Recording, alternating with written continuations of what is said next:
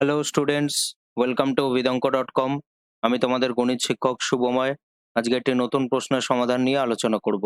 চলো দেখে নেওয়া যাক প্রশ্নটি।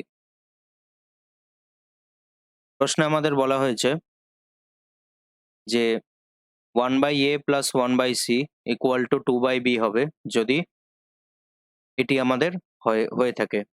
অর্থাৎ আমাদের প্রদত্ত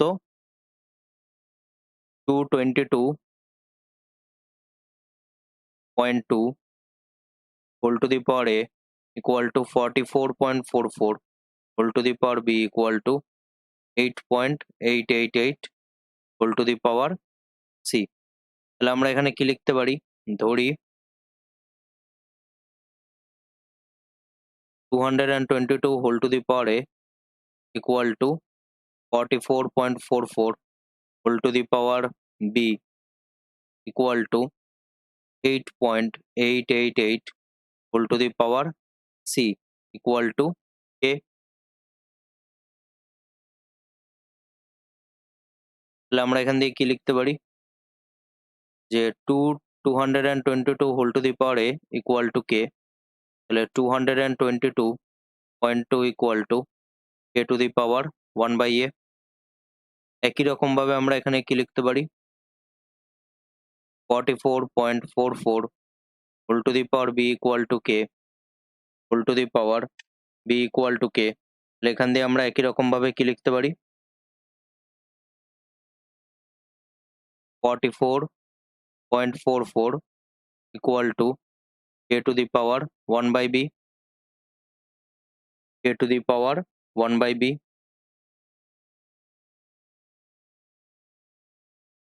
তাহলে আমরা এখান দিয়ে আরেকটি টার্ম কি লিখতে পারি 8.888 whole to the power c equal to k।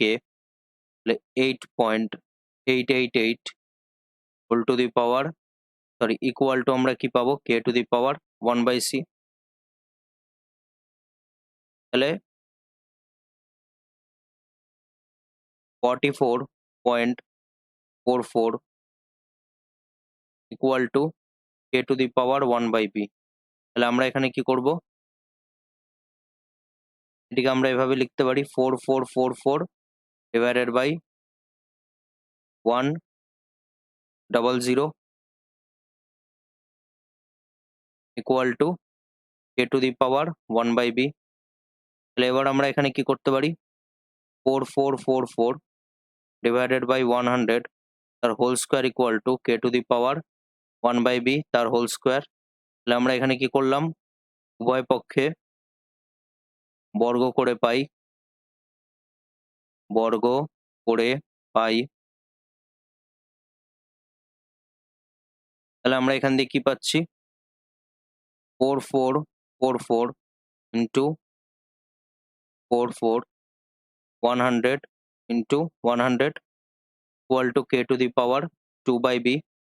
তাহলে আমরা এটাকে কিভাবে লিখতে পারি 2222 ইন্টু 2222 ইন্টু 4444 ডিভাইডেড বাই 100 কে আমরা 10 ইন্টু 1000 এভাবে লিখতে পারি equal to k to the power 2/b।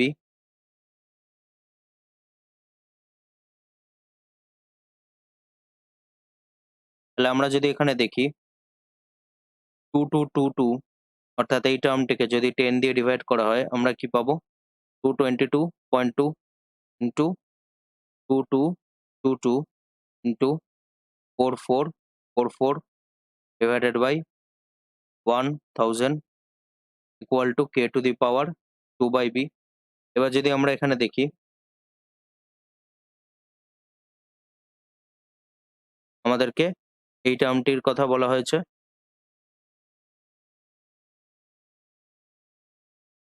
তাহলে আমরা এখানে কি করতে পারি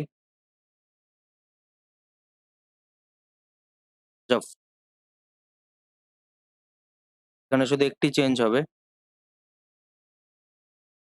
এখানে আমরা 2 দিয়ে মাল্টিপ্লাই করবো। আমি এটি দুবার লিখে দিয়েছিলাম বাই মিস্টেক। তো এখানে 4444 এর অর্থ কি 2 ইন্টু 2222। তাহলে 2 এর সাথে আমাদের এখানে কি মাল্টিপ্লাই হবে 2 এর সাথে আমাদের 4444, কারণ 4444 এটিকে যদি আমরা দেখি 2 দিয়ে ডিভাইড করলে এটি কত হয়ে যায়? 2222। আমি এখানে এই সংখ্যাটি দুবার লিখে দিয়েছিলাম, সেটি হবে না। এখানে কি হবে? 2 ইনটু 2222। তাহলে আমাদের obviously এখানে কি হবে?